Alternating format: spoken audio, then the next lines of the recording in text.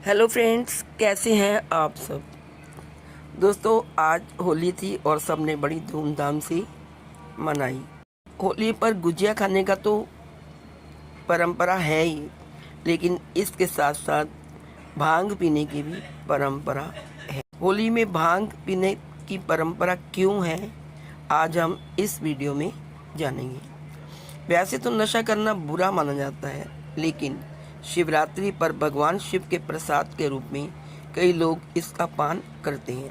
शिवरात्रि से शुरू हुआ सिलसिला होली में भी चलता रहता है। होली पर भी भांग ग्रहण करने का प्रचलन है।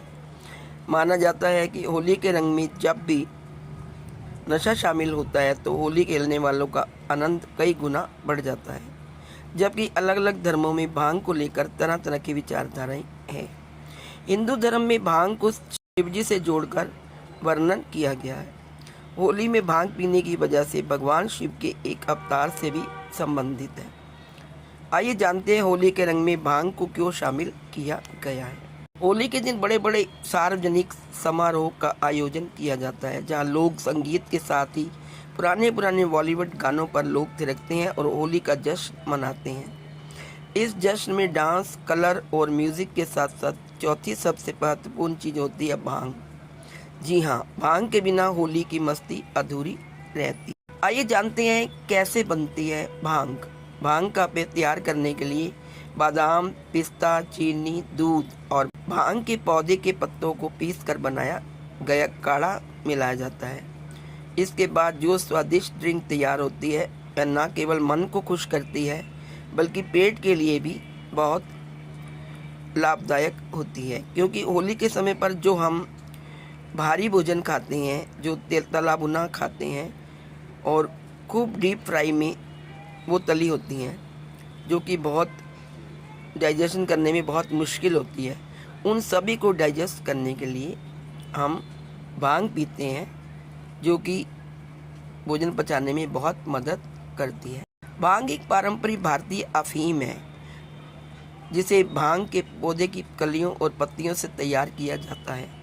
धार्मिक और ऐतिहासिक प्रसंगों में भारत में बड़ी मात्रा में भांग की खपत की बातें सामने आती हैं। हालांकि भांग की सबसे अधिक खपत और समाज में सेवन खसखस, बादाम, पिस्ता और गुलाब की पंखुड़ियों के साथ बने पेय के रूप में होता है। यानी भांग में खसखस, बादाम, पिस्ता और गुलाब की पंखुड़ियों को मिलाकर एक ड्रिंक तैयार की जाती है, जिसे भांग कहते हैं। कैसे करते हैं भांग का सेवन, आइए जानते हैं।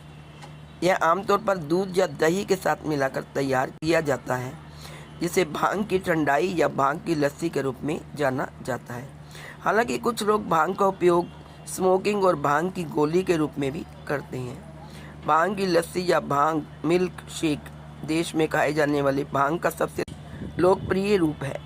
वर्तमान समय में भांग का विशेष रूप से उपयोग धार्मिक पर्वों जैसे शिवरात्रि और होली पर ही बड़े स्तर पर किया जाता है। यहाँ तक कि जो पर्यटक होली मनाने के लिए भारत आते हैं, वे भांग की लोकप्रियता से आकर्षित होते हैं और इसके पिए बिना नहीं रह। आइए जानते हैं कि भांग पीने का धार्मिक महत्व क्या है। हिंदू धर्म में भांग का संबंध सीधे रूप से भगवान शिव शंकर से है, जबकि देवताओं की चिकित्सा पद्धति आयुर्वेद में भांग का उपयोग औषधि के रूप में भी किया जाता है। प्राचीन हिंदू पवित्र ग्रंथ अथर्ववेद में भांग के पौधे को पृथ्वी के 5 सबसे पवित्र पौधों में से एक के रूप में वर्णित किया गया है। इसे खुशी का स्रोत या खुशी देने वाले पौधे के रूप में भी जाना जाता है। भगवान विष्णु के नरसिंह रूप ने जब हिरण्यकश्यप का वध कर दिया, इसके बाद भी नरसिंह का क्रोध शांत नहीं हुआ। इनकी क्रोध को शांत करने के लिए भगवान शिव ने शालभ अवतार लिया, जो गरुड़ और सिंह का मिला जुला रूप था। भगवान शालभ ने नरसिंह को परास्त कर दिया। इसके बाद नरसिंह भगवान का क्रोध शांत हुआ और उन्होंने अपना छाल भगवान शिव को आसन के लिए अर्पित कर दिया। भगवान विष्णु और शिव की इस लीला से कैलाश पर्वत पर शिव के गण आनंद मनाने लगे। इसी आनंद को भांग में घोलकर आज भी मतवाले होकर भक्तगण हर और हरि को होली के अवसर पर याद करते हैं और हर्षोल्लास से भांग पीते हैं।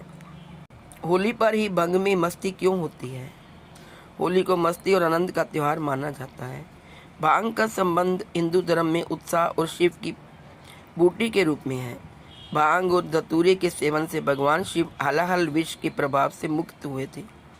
होली के अवसर और भगवान हरि और हर को याद करते हुए लोग भांग का सेवन करते हैं।